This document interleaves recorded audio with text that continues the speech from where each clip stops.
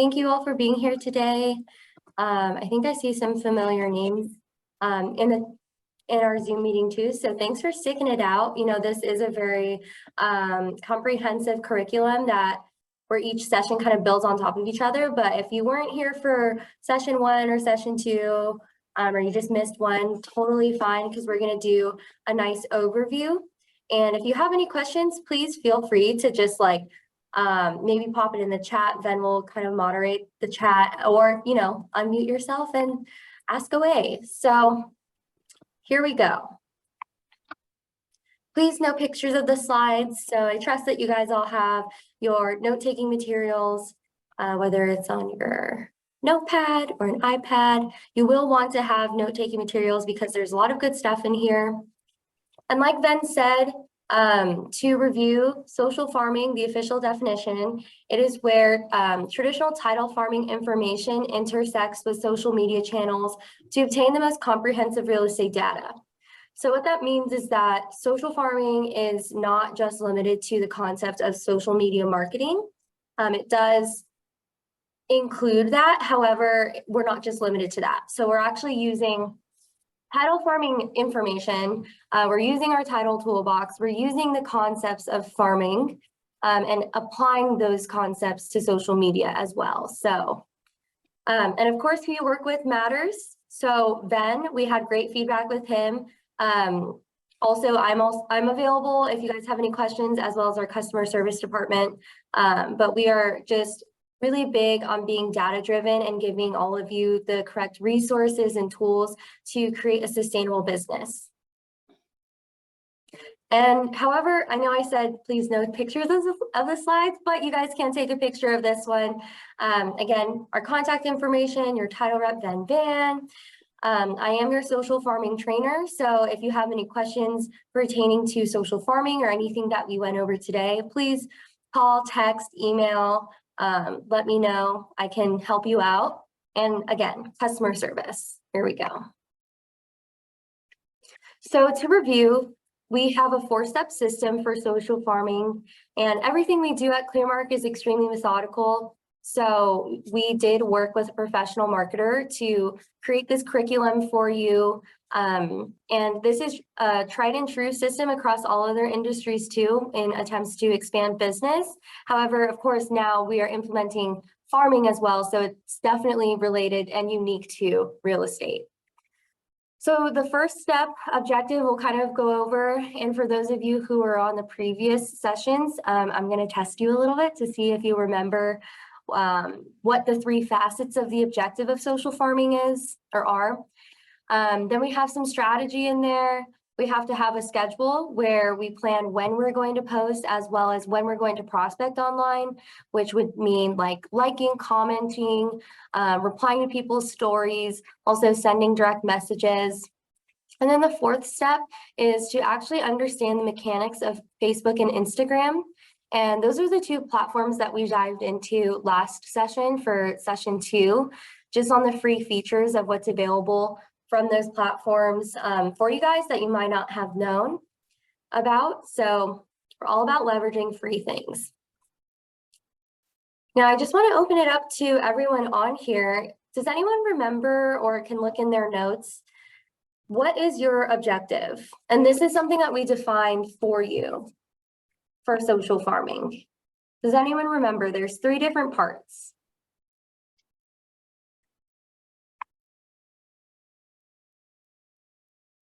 I'll give you the first one. The first part of social farming is lead generation. So that is one objective of social farming. It's to lead gen.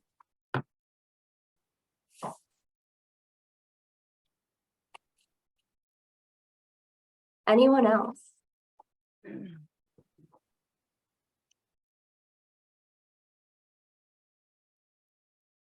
That's all right. So I'll just give you the 2 next parts to objective. So number 1, lead generation. 2 is build brand awareness. So that has to do with posting, making sure that, you know, you are kind of creating a narrative, you're differentiating yourself with the posts that you do publish, and people know who you are and what your specialties are. And then the third part is cultivate relationships. So, it's great to get your name out there. It's great to have people, if they were to see you in person, like, oh my gosh, I saw your Instagram. Or if you do other parts of traditional farming, like I saw your flyers or I saw your door hangers, that's great. But, step number 3 to objective is also extremely important, because just like if you were to have a billboard and thousands of people see you on the 405 every single day during their commute, but you're not actually engaging or trying to build a relationship with the people who see you, your brand awareness is actually going to be obsolete. It's just for show. And we are in the business of building relationships, and people are going to choose you as their realtor if they know, like, and trust you. They might know you, but they may not know if they like you or trust you. And that is why we want to use social farming to cultivate relationships. So step number 1, your objective is to use social farming as lead generation, to build brand awareness, and to cultivate relationships. And I would argue, at least for me, this is like my most favorite part of our 4-step system, just because it really keeps you aligned with every single action that you take as you are on your phone, you utilizing social media, which can sometimes be a distracting place, and you can kind of get lost in a rabbit hole. Now, for this slide, I just want to talk about how kind of like a compare and contrast between what happens offline, which is in reference to traditional farming, where you would door knock, cold call, maybe walk your farm, any other sort of traditional types of farming tactics. And then what happens online, that's in reference to social farming. The main difference is obviously one is kind of like in the physical world, and then one is performed on like a digital sphere. But also your audience is going to be defined differently.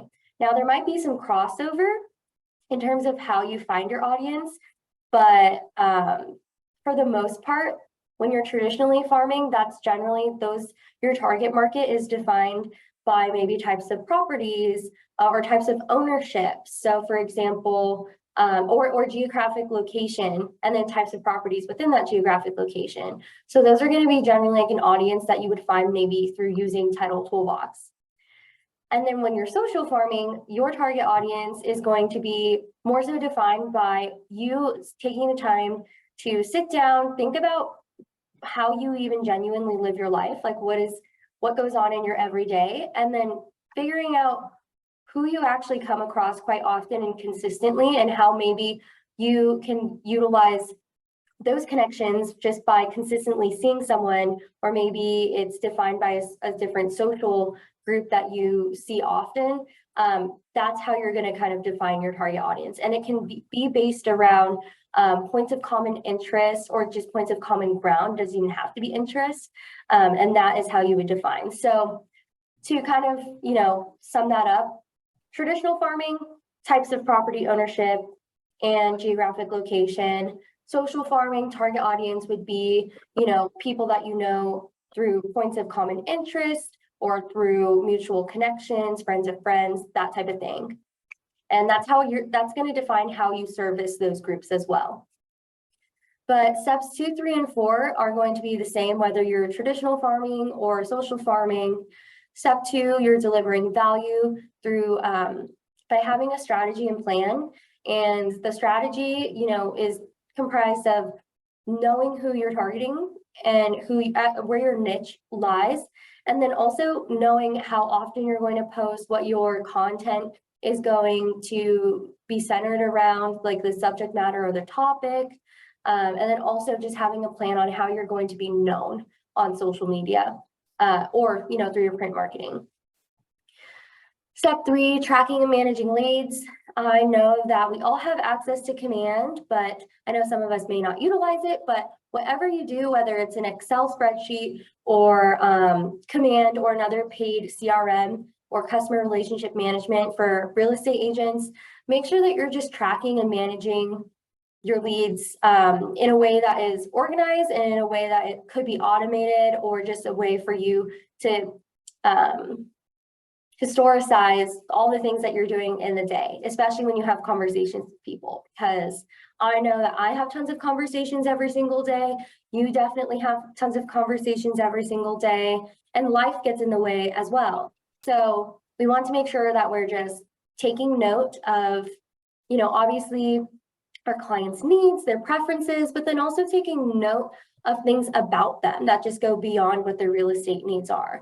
If someone's, let's say you called a client or they called you and they said, yeah, I just got done with the gym, boom, right there, you should write that down in their client profile. Or maybe someone is saying like, hey, I gotta go right now, I'm dropping my kids off at soccer. Write that down. They're a parent and they have kids that do soccer. Anything that kind of adds a personal touch where maybe you can touch base with them and ask them some questions, alluding to something that they mentioned before. You're going to give your client just a very personalized experience, and that goes a long way. And then number 4, schedule and execution. You have to have a schedule to actually implement all the activities that you want to do from your strategy. So again, make sure that you have your calendar out in front of you.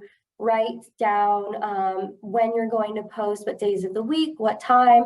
Write down when you're also going, what days and times you're going to engage with your target audience. When are you going to go message them? When are you going to go look at their profiles, do a review, see what's going on in their lives? When are you going to like and comment on their posts?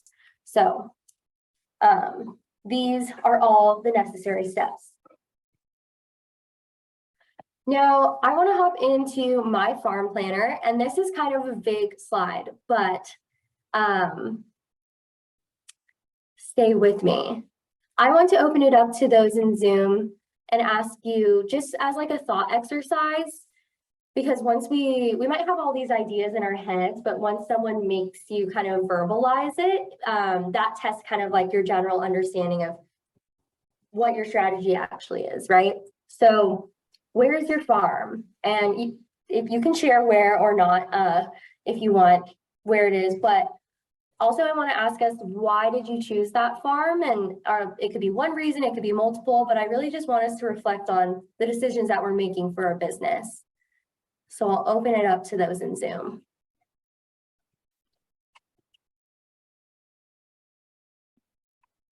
Our current farm is includes the neighborhoods that we work in. When I say our, I'm saying Lorna, Hennington, and I. Okay. So yeah, so we have 3 neighborhoods that we farm consistently. Nice. And how did you start those farms, or what was the reasoning behind that initially? It was because it's where we lived. And they're also in historic preservation overlay zones, and we both appreciate and enjoy historic properties, and so that fit with us as well. Awesome. Thank you for sharing that. So there was a genuine interest in the types of properties that you were showing. So I would presume that maybe it made it a little bit more fun and easier to kind of go down that path, and then also where you lived. So there's some proximity in there. So those are 2 very great reasons. Thank you for sharing. Thanks. Yeah. And how about anyone else? Even if you don't really have a farm established, what do you guys think would be important when even thinking about choosing a farm? Like, what do you think the first steps are, or what factors? Well, I've always heard that turnover, a high turnover rate is a good farm. High turnover rate, yeah. So those statistics definitely do matter. They're kind of like a good indicator to see if there's any real estate activity going on in an area. It could be super high, and you're like, okay, so what other realtors are here? Or super low by questioning, like, is there anyone even targeting this area? And, sometimes, with turnover rate, it's not going to be an end all be all for you guys in terms of when you choose a farm, but it is another factor. It's kind of like weight. Weight is just one metric of health, but it's not going to be the ultimate metric of whether someone is healthy or not. So same with turnover rate, you have to dig a little bit deeper, do your own research, see what's going on. And then again, with that research that you have, you're just equipping yourself with more and more information, and you're becoming more of an expert in that area. So it's super important. Laura Lynn, are you just talking about geographic farms?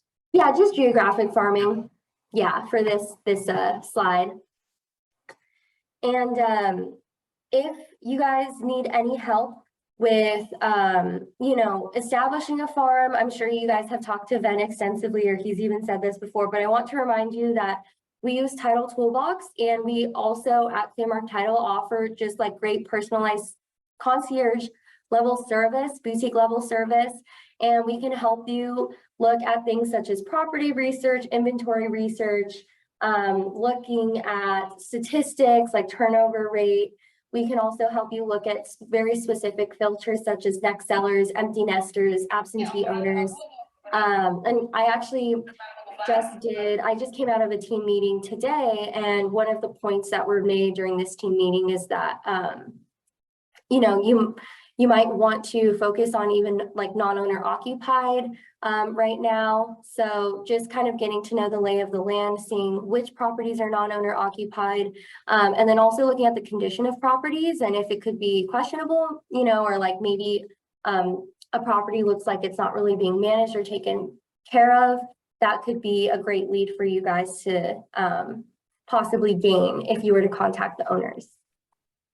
And then other things that you can do or look at on Title Toolbox, we have what's called a lead sheet on Title Toolbox, and that is premier data where you can either pick a singular property address, and then it will pull information from a 2.5-mile radius around that property address within your farm, or you can choose a specific zip code or area or boundaries, and that's where you can find premier data, which means it's paid, or you have to purchase it for things such as notices of default, probate, notice of trustee sales, foreclosure, bankruptcies, divorces, and affidavits of death.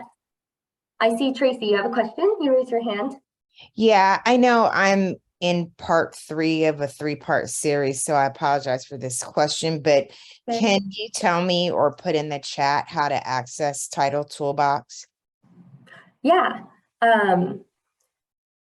Tracy, I'll get you set up on that, Tracy. I appreciate it, man. Yeah, I'll get you set up on that. The form that I just did for you and Lorna yesterday, I set that up for Lorna, so she'll have those updates. So Title Toolbox, just so everybody knows here, is nice because it tracks the movement of properties in a specific farm. So whenever something happens, somebody sells their house and whatnot, it gets updated. It notifies you, the realtor, to know like, okay, there's a new neighbor here. Let's go and say hi. Or you know, there's a new neighbor here. They just bought it. You probably don't want to market to that person, and so on and so on. Now, what's happening behind the scenes so far with Tracy and Lorna is that I've been doing all the farming and work for you guys, so you don't have to do any of this kind of stuff. However, given the situation now, and what we're trying to approach here is everybody needs to be more engaged. We need to go back to basics. We need to door knock again. We need to, you know, be in the community again. And I've said this to many other agents that's not on this call when I first meet with them and talk with them is, you want to farm? Great. Everybody wants to farm, right? But the farming concept is very simple. It's exactly what the word sounds like. And it's just like, you know, agriculture. You have to plant the seed. You have to wait for the sun to come out. You have to water it. Basically, you have to nurture it. And then you'll have, you know, the produce after the fact. And by picking where you live, by picking what you like, or even picking somewhere, if you don't own a property and you want to go somewhere further. Some people don't like to disclose where they live. Pick, you know, where your kids go to school and farm that area. Something that you can consistently, and that's the word there, is the consistency for you to be out there, to be able to be in front of people every single day, or at least every other day. When you go to Pilates or yoga, like that's a network for you to go kind of poke your business into and see where it happens, right? Don't blatantly go out and say, you know, I'm not gonna be your friend unless, you know, we do a deal. But people need to know that you are a professional, be proud of being an agent, and put yourself out there.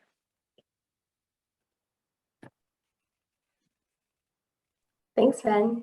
And yeah, Title Toolbox, amazing tool. And let Ben know if you guys don't have a Title Toolbox account, he'll get you set up. And then also you'll be able to utilize all the things that I'm mentioning here as well. Awesome. Yeah. So can't stress it enough. Like we've done countless tutorials and people are like, oh my gosh, you can find this, you can find that.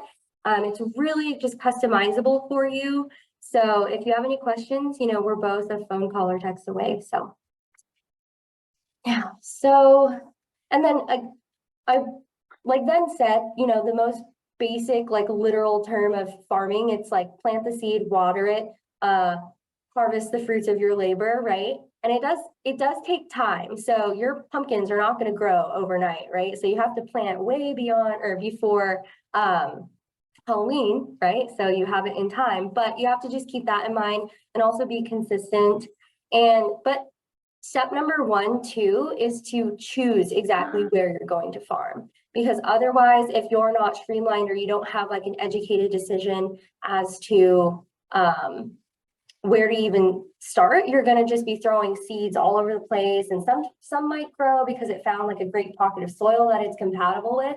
But then other times your seeds are just like not going to land. It's going to land on concrete. And then all of your time, energy, and money can go to waste. And so we want to be very strategic with where we start. So that's kind of like step 0 is like choose where you're going to farm. And that leads me into the next slide. Everyone is not your customer. So what this means is that it's super important to have a defined like customer. And again, I was just in another team meeting where an agent was talking about how he calls like his ideal client, like an avatar. He's commercial, but I learned that they use that as like, okay, who's your ideal client? If we're not super adamant about knowing exactly who we are servicing, then and we're just trying to do it all, ultimately you're not going to have your niche. So that's kind of related to this this quote, everyone is not your customer, is that you actually have a lot more freedom once you have a defined customer. You are able to have much more of a defined brand. People are going to understand what your strengths are and really just come from a place of authenticity. Really take some time to like soul search, know what your strengths are, where you can leverage them, and who that would cater to. And so that leads me into my social farm. So just like you need to choose an area specifically when you're traditional or geographic farming, with my social farm, that your step 0 needs to be like knowing exactly who you're going to service. So I would take a good look at like Ben said, like, do your kids go to school somewhere? Is that a network where maybe you can connect with, maybe it's the teachers, maybe it's everyone in the PTA, or just the parents of the friends of your children. Another network, again, like Ben said, was like yoga, Pilates. Where else do you go every single day? Is that like another social niche that you could really like start to network, get your name out there, bond over actually a point of common and genuine interest, where you are building a relationship based around this, but then also building trust and relationships. And then another social farm, I mean, go back to your own sphere of influence. Can you create different categories of how you know these people? Is it church? Is it, you know, previous career that you were in and servicing all of those people like past coworkers? The list goes on, but those are just some ideas for you to think about. And yesterday I taught the same presentation and some agents were like, well, I only work, like, I don't really do much. I don't know how, like, where to go. And I was like, okay, well, do you go to the grocery store? Do you get your hair cut? How often do you do that? Can you just simply be a genuine good person, get your name out there and build good rapport with people like that? And so it doesn't have to be this big grandiose thing where you're like, well, I don't go to small group for church, or I don't go to the gym, I don't do this or that. You come across more people consistently than you know. So I would suggest maybe track what you do for a week and see where there's some consistency in there. So I hope that gives you some inspiration. So for this slide, you've already connected, let's say you've already connected or curated like a group of people that you know through mutual connections or just wherever you go quite often. And once you do that, you would have defined a target audience, and now you're better equipped to produce relevant and valuable content. So then that way you kind of know, like, okay, when I post online, what is really going to sing to the people who are viewing it? So you really have to know your audience. Then your identity and brand as a whole just becomes more cohesive as a real estate professional, and you are going to cater to a specific group, and you're probably going to gain some online engagement and traffic that way too. Does anyone have like or want to share like where they're thinking they could possibly create a social farm within their lives for anyone that they know?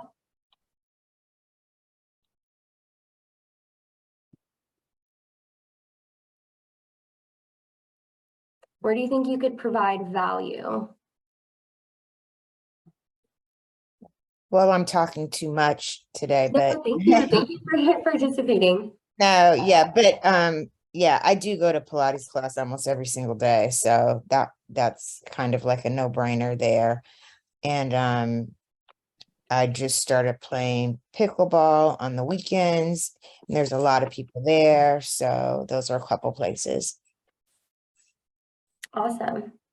Well, definitely in my neighborhood, I am hesitant I got to find the right approach to my small church group. I mean, we do have breakout groups, and yeah, I gotta figure out how to do that.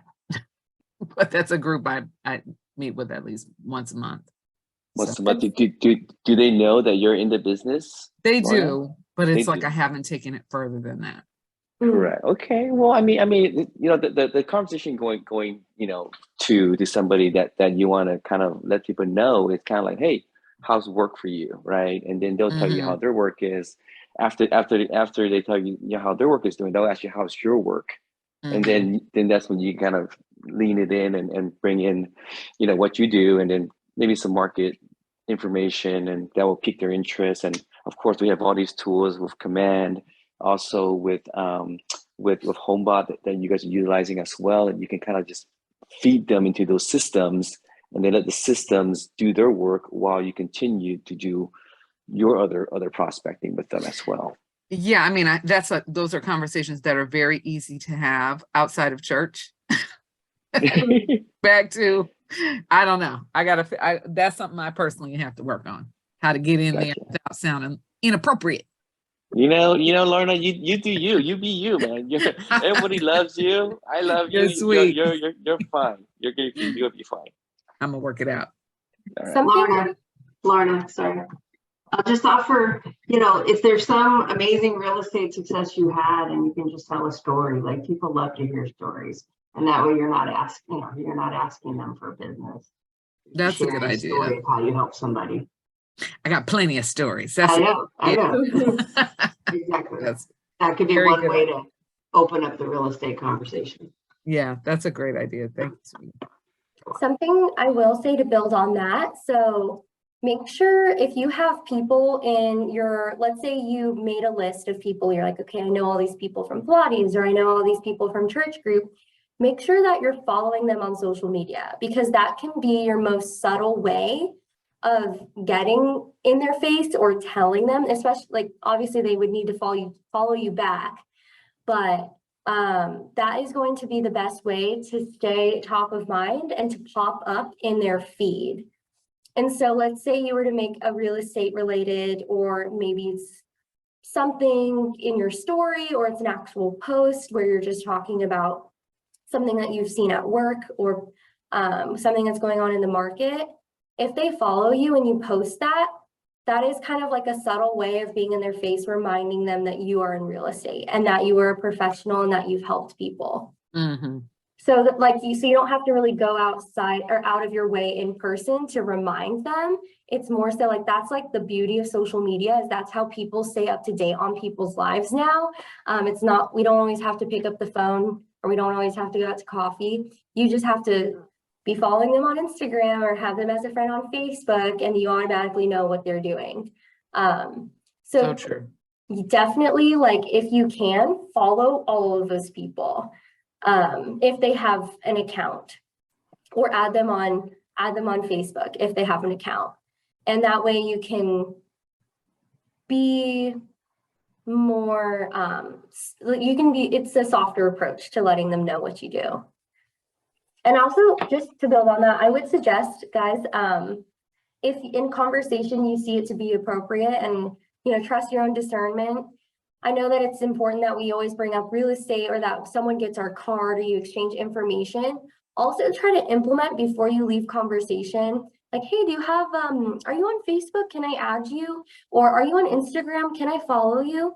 And because sometimes people will just have your phone number, but unless you're actively calling or texting them, you're not going to remind them that you exist. But if they follow you on social media, or if you have them on there and you are consistently posting, you're going to pop up and they're going to remember who you are. So just kind of take that extra step and kind of implement that in your, your process when you're talking to someone new, and see how much more activity and how your network will grow. And I do that too, because honestly, people will lose your business cards as much as we don't want. And I know we have QR codes and stuff, but sometimes people won't remember if they just have your phone number in their phone. But thank you guys for sharing. And if you guys have any questions, or need pointers, or want suggestions on how to approach certain things having to do with social media, I'm more than happy to just brainstorm with you. So you're online, now what? Again, we are not just, advocating for social media marketing. We want you to also be active yourself on social media by really just taking a look at people's profiles, understanding that someone's social media profile is a goldmine for information. Especially, on Facebook, there's literally so many different places on Facebook to fill out, what your relationship status is, where your hometown is, the college you went to, current city that you're living in. You can put your favorite quotes in there. You can put your birthday in there. You can put where your workplace is. Facebook puts so many different avenues of information on there. So I would highly encourage you, pick 5 people that you know, scour their Facebook or Instagram, and just kind of do a write-up or overview on what you can find out about someone. And you'd be surprised to find out what you can find out about people just by the stuff that they post online, not even the things that they verbally tell you. And if you're close enough with that person, it would be kind of funny to be like, hey, I looked at your Facebook and this is what I know about you just by, having you as a friend. It's a great exercise to do. So now I want to open it up again for some discussion. How would you, and you can have different types of answers, there's no right or wrong here. How would you define a lead from social media? What to you screams lead? Is it a follow? Is it someone expressing explicitly interest? Do you have any other properties within this area? What do you guys think? Yes and yes. Okay. So a follow and someone being explicit with their Either DM. or. Okay, awesome. If someone were to follow you out of the blue, what would your approach be? Are they do you following just me on my personal, or are they following me on Bates Huntington? both? I do reach out to everybody who follows me. Oh, awesome. Yeah, so just to connect with them and say hey, and what's happening, how you doing? Maybe they'll let me know why I'm being followed, why they're following me. Might be personal, might be business. Mm-hmm. I like commenting on, or responding or replying every time someone comments. I don't know if I consider that necessarily a lead, but I am trying to bring them closer in. So I try and do my best to reply to every comment. And sometimes I'll respond to a like. even if they don't comment, I'll respond to a like. Mm-hmm. I spend probably 20 minutes a day. I am not a great social media person at all, but I do spend about 20 minutes, 10, 20 minutes every day on Facebook, just liking, commenting, questioning, you know, as many people as I can get through in that allotted time. Just keeping the connection. That's great. Yeah, no, I mean. That was that's something something- Joey taught me years ago. And it is like pulling teeth. I literally have to put it on my calendar. It's not something that just comes natural to me. That's good though, because you're treating it like you would maybe a prospecting session or a cold calling session, right? And so that's how I want us to contextualize going on social media. As this is social farming, when you have your social farming hat on, it is for the purpose of lead gen, building brand awareness, or cultivating relationships. If any of your activity is not related to one of those three objectives or a combination of the three, I would venture to say that you're just on social media to consume and for fun, which we're allowed to do, but when you have it in your calendar as something for your business, it's super important for us to just be really streamlined with what we're doing. Samantha. Yeah, so Lorna, I'm the same. So I actually have in my calendar once a week to post a story, because I post other things, but I find, other real estate things. But when I post a story about here's something that happens, here's a problem, here's how we solved it, that I get so much more interaction on those posts. The other ones are still good, like Laura Lynn was talking about branding, like you still need to be out there, but I just find that the hands-on stories just really get a lot of interaction. I had a condo that didn't have enough flood insurance. You couldn't get traditional financing. How do we get around that? And then all of a sudden, like, people are just, lots of people, they like to interact because it's like things, it's almost like you're asking a question. That is a great idea. I mean, I don't post stories really about real estate. I post it, and I don't post a ton, but when I do post, it's almost all personal. When I do post real estate, I find that I might get 5 or 10 comments. And when I post personal, it's more like 100. Oh, wow. So, yeah, maybe if I like the story idea, it's not really stories that I'm posting for real estate. So taking it up a notch. I think, Samantha, that's a great idea. Stories are great too, because it does expand your exposure. Some people don't scroll. Some people just click on the stories and they go through that way. And if someone were to reply to your story immediately, they're in your inbox, so you're able to have a private conversation. Whereas if you post publicly, which is still great, you still need to do that. The only conversation that you can have with someone, at least initially, it's just public for everyone else to see what you're saying. So I just want to highlight that you do have the opportunity when posting a story for it to go directly into just like conversation in your inbox. So hopefully that is some inspiration or motivation to post some stories. And those don't have to be, yes. Go ahead. I'm sorry. I'm trying to make sure I didn't misunderstand. Was Samantha were you saying that you posted a story or you posted to your stories? Oh, no, right. No, not story. I don't use the story feature of Facebook very often because I don't know how to like add music and all that. I'm just talking about an actual post. Right. Posting a story. Yeah. That's what I was thinking. Okay, thanks. Thanks for asking that question, because I kind of took it the other direction. But yeah, no, again, well, yeah, to piggyback on that, people love stories. People like follow along with a narrative, and especially if it's like something where you like overcome something or an obstacle, people get like emotionally invested, and or they put themselves in that situation and they're, obviously trying to avoid that themselves too. So knowing your audience is really good too, because like you like telling a story where like that they'd be sucked in is like invaluable. It's very powerful.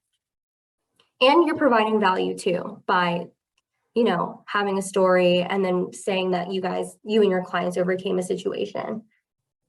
Well, and I put it, I mean, I have a background in marketing too. So yeah, I mean, knowing who you're talking to makes a difference. But you want to put it in the context of like, I was able to help someone, kind of thing. You're not bragging. You're like, my client had a problem. Here's what it was. I was able to help. I love to help and be of service, which I know Lorna and Tracy, you guys do. So yeah, I think, you guys have enough business that I know you have a million great stories of how you helped your clients. And so Oh, thanks, sweetie pie. I think those would translate, very well. A lot of love in the room. I love Isn't it. that nice? I love it. It's really nice. And then for the last question on this slide, how do you track a new lead from social? So let's say you got a lead, however, you define a lead. What are your next steps? Do you just kind of leave them in your inbox, or are you going to go to Command or your CRM and actually make a client profile for them? Command. I'm gonna pray that I put it in Command.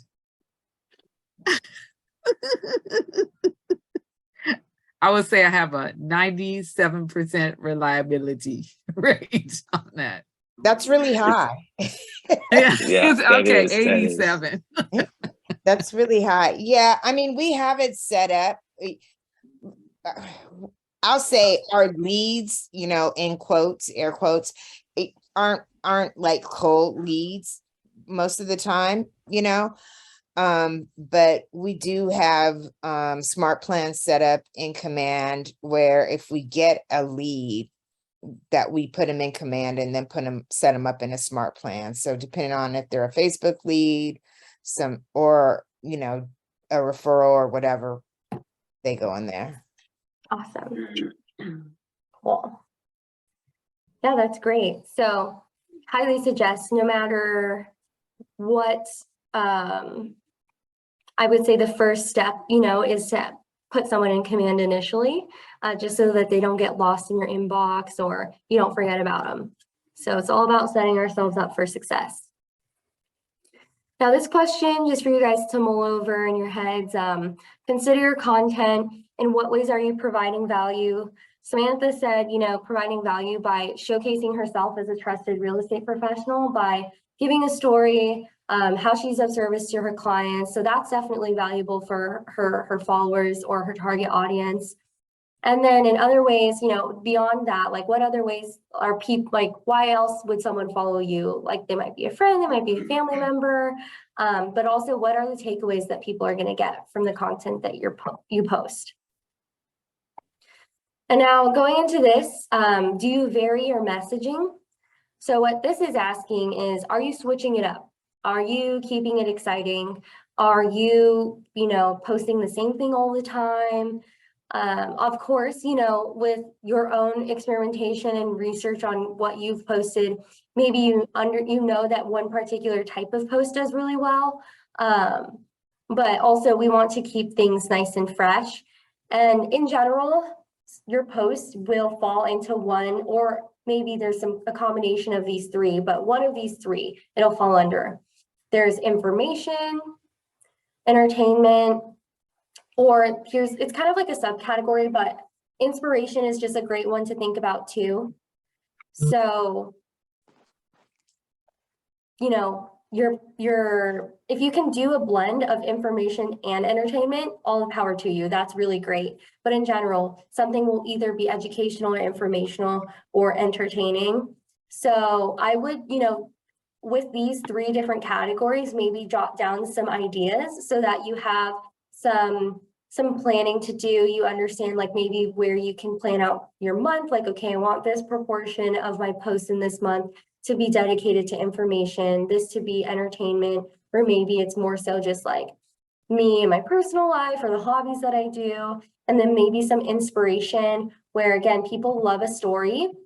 They love to follow growth.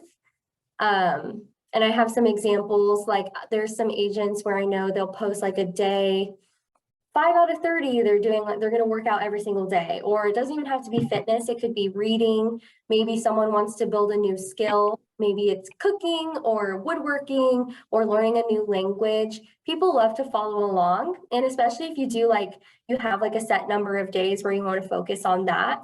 The moment you don't post a day 9 out of 30, if someone's following along, and people will, someone will be like, hey, like, how's it going? Did you like, where's your day out 9 out of 30? I thought you were doing this challenge. So keeps you accountable. You can even start your own, you know, challenge with people that you know and just really get a whole tribe going. So there's some ideas there. Are you consistent? Monitor your audience activity. I went over this in session 2, and where you can actually look at some business insights or creator insights on Instagram. And that's a really great way to know when your followers are most active, what days of the week and what times. And also pay attention to when you get the most engagement and post then. So I will, just for example, I generally post, and this can vary depending on your follower base, but I know for me, my followers are most active around 1 p.m., like right after lunch, and then up until 6. Anything later than that, people kind of are not on their phones. But if I were to post at 1 p.m. and get like a minute for the first 30 minutes, versus me posting at 9 p.m. where I might get 1 like every 10 minutes or 5 minutes for the next 30 minutes, and like not that many people are seeing it. Your post, like the engagement of your post within the next 2 to 3 days will be higher if you post when people see it the most. And I hope that makes sense. But if the quicker you get likes from when you first post, that's going to boost the engagement for the life of that post. So the post that I posted at 9 p.m., 2 or 3 days later, not that many people are going to see it versus the post that I posted at 1 that had more traffic. So that's super technical, like if you really want to get into the nitty gritty. But also, guys, when we are kind of prioritizing likes or consistency, I say consistency. So let's say you're like, oh, it's 2 hours past the peak of when people are using Instagram. And that if that's what's stopping you from posting, you're probably going to not end up posting at all. Just post. Just post. Your like and follower base or count, it's not a measurement of your success. You still want to build that brand awareness. But so posting when you have the most activity is kind of like next level. But if you're struggling with just posting altogether, it doesn't matter what time you post, you just need to do it. So just conquer posting first and then look at the timing. Now some tips: DM, don't DM before liking or commenting. We want it, like, especially if you've never met this person in real life before, make sure that you're just like softly engaging with them first by liking and commenting on their posts. You can reply to a few stories because there is that option, but like we want to turn what would be in general like a cold connection into something warm by first engaging with them that way. Make sure that you're not sending obvious copy and paste messages. If you are, be very mindful of when you use people's names. So there's nothing more like cringeworthy or embarrassing sometimes when, I'm sure we've all done it with an email, when you send someone a copy and paste email and you didn't use their name. So just be very mindful of that if you do decide to do copy and paste. Oh, I thought you were going to mention, like, if you use someone's name and then you copy and paste and you forget to change their name too. Exactly. That's what I'm saying is like, for example, like I've done it, honestly, like I've done it before where it's like, I copy and paste the entire message where it says, dear blank, their name, and then I send the full thing and I didn't realize I didn't change it. So if you know yourself well enough to know like, oh, maybe I'm not that meticulous, maybe don't send copy and paste or don't use anyone's name at all. Don't even let yourself do that. But keep messaging. Don't keep messaging if your message is not returned. Message equally. Don't spam someone, kind of use your own discernment as to when to just like let it go. You know, if you've put yourself out there enough, they know how to find you, know how to contact you, just let them come to you eventually. Next tip, don't direct message from multiple platforms. Just if you're on Facebook and Instagram, just be like, hey, you know, I'm sure the other person on the other side would appreciate if maybe you stuck to one platform, or maybe just to get someone's phone number, like, hey, I enjoy this conversation. Would you mind if we turn this over to text sometime? You know, just kind of keep it all streamlined and organized. Next, power commenting tips. Create conversation in the comments, you know, really put some time and effort into, you know, commenting on someone's post. A heart eyes emoji is great and all, but it doesn't really have any language attached to it. It just has a little bit of like meaning there. And look for ways to connect with others. You can @ someone, so tag someone else in someone else's post. So it's kind of actually including like 3 different people. So for example, if someone makes a post, they go travel to Spain, and you and your best friend have always wanted to go there.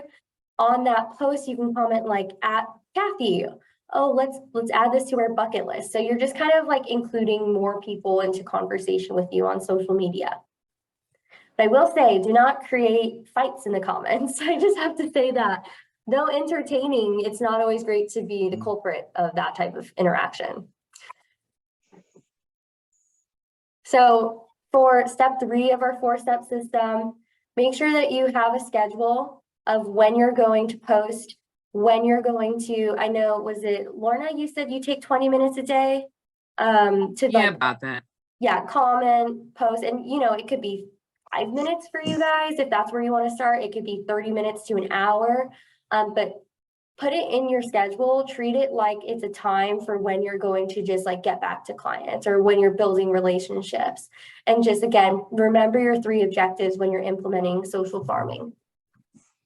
And when you schedule out like your posts or just pre-plan, like, okay, I know Monday, Wednesday, Friday, I'm going to do this, and then I know what the topics are, you're just ultimately setting up a system for yourself so you don't get overwhelmed, especially if social media is something that isn't super intuitive for you. So you want to make it the least stressful that it can be. And then here for the schedule, this is a printable that we have available to you guys. You can do PDF, or you know, you can just print it out and put it, laminate it, keep it on your wall somewhere. On the left, this is what it looks like as a whole. And this is like our habit activity tracker. And then on the right, we just put some blown up screenshots so you guys can see it. But pretty much what you're going to do here is the month, then you're going to fill out like these lines here, and then they just follow the rings of the circle. And there's 32 different boxes, so you can check off every day of the month that you did it. And these are going to be daily activities that you want to implement. And then you can also visually see like, how much are you really doing? Then over here to the right, we have weekly things, and we just filled this in with some examples to give you guys some inspiration. But here's some like weekly activities that you might want to do: a hobby post, a fun or leisurely post, a post about work or your business, review your insights. So review how well some of your posts did in terms of likes, tracking what types of content are more attractive to your follower base. Review your CRM once a week. Make sure that, you know, those things are keeping up to date. And then update progress, your progress towards goals, whether you have some like posting goals, or, you know, maybe you want to follow X amount of people per week, whatever you want to do with that. And then down below, we have the monthly, kind of like some monthly things that you would want to do. So knowing what birthdays or holidays are going to be going on, maybe reaching out to your clients for their birthday month, or maybe even if you don't ascribe to a specific like religion, but just being aware of like some clients who are religious, and just saying like, oh, happy whatever the holiday is, and just acknowledging them. That goes a long way. Content batching. What content batching means is that you're going to take maybe 1 or 2 days out of the month or just a few hours where you take all of your photos and all of your videos so that you have like a stockpile of images and photos that you can schedule out for the following month, because life happens. Sometimes we get sick, or sometimes we just work from home and we haven't put like anything on other than our pajamas the whole week. And we're like, oh man, I don't have like anything to post because I've just been like in my PJs. But if you content batch, you're going to have all these great pictures of you done up in your nice clothing. You're going to, you know, look great and fresh. So just having a great place, a stockpile of things to choose from is really important. Then once a month, just planning for the next month. Maybe you want to do a giveaway or do like a post, whether it's related to a holiday or it's just like your monthly giveaway that you're known for. Going live in your farm. We didn't go over this class, but last class I talked about the value in going live and how that's your opportunity to be really transparent and in the moment with your followers or friends, and just being available to people to type in the chat, and it like you can do a Q&A. You can even be at a local community event that's in your farm, or a concert, something just for fun things like that. And then lastly, handwritten notes. Maybe you had some appointments with people, or maybe you just went out to lunch with someone. Maybe you closed a transaction, just kind of getting that out of the way and making sure that you're doing that. And then lastly, guys, the mechanics that goes into Facebook and Instagram. I went over that last class. So if you guys have any questions about Facebook or Instagram, please let me know. I went over the free features and what's available to you. And so, do you guys have any questions? That's pretty much it for the rest of this presentation. It was really, it was really good, Laura Lynn. Thank you so much. And Vin too. Thank you. Yeah, thank you guys. It was so great. Do you guys have the second class? I missed the second one because I was away, and I was just wondering if you recorded it. So as far as I understand, everything's recorded and it should be in the KW Larchmont YouTube channel. Someone can verify that for me, please. But I believe it's all there, along with all the team meetings and whatnot as well. All righty, I'll take a look. Thank you so much. Yeah. Okay. Also, this is, I will say, this is like the last presentation of this course, but we do have an additional, it's technically like it's a workshop, but number 4 of social farming. So if we want to do a workshop where I actually have like a whole worksheet where we go check off the boxes and like fill out things, it's like more actionable items where, because this is a lot of information, then we are actually able to like put things into play. So we're kind of like in the motion of learning during these presentations, but workshop number 4 is more of like a take action step. So then can maybe if you guys want to, we can do it, you know, by popular demand, we can do that over Zoom, but just know that we're always here for you guys if you have any questions. That'd be awesome. Yeah, and we will probably do that in person too. Okay, yeah, I would love to do that in person. That's my favorite class. It's really interactive. There's no presentation. If there's a whiteboard, I'll use it. So we brainstorm. But do you guys have any questions? Awesome. Well, great, guys. Well, thank you so much for being here. Thank you, Laura Lynn. This was a great class. Thank you for everyone that participated. At the end of the day, you know, again, we got to go back to basics. We got to embrace technology. And, you know, the key word I think I want to leave with you guys here is always going to be consistency, right? You guys, even before anything of this ever happened, KW by itself has the 8x8 plan, the 30x30 plan. Like that's all stuff that they just want you to be consistent in getting your information out there. And just like everything else, you know, the more consistent we are, you think about diet, you think about your life, your gym, or whatever it is that you're into, without being consistent, you're not gonna have any results. And that's really the bottom line. And, you know, we're here to help you guys as much as we can, whenever we can. So please don't hesitate to let us know. Thanks a bunch, you guys. Yeah, awesome, you guys. Appreciate it. Thank you guys, that was great. Looking Thank forward you. to the Okay. workshop. Yes, I can't wait. Yes. I will Thank meet you. all you guys in person. So thanks so Yeah. much. Okay. Let's do it. Okay. All right. Bye. Bye. Have a great day. Bye, thank you, Bye. guys. You. Bye. Bye, guys. Bye.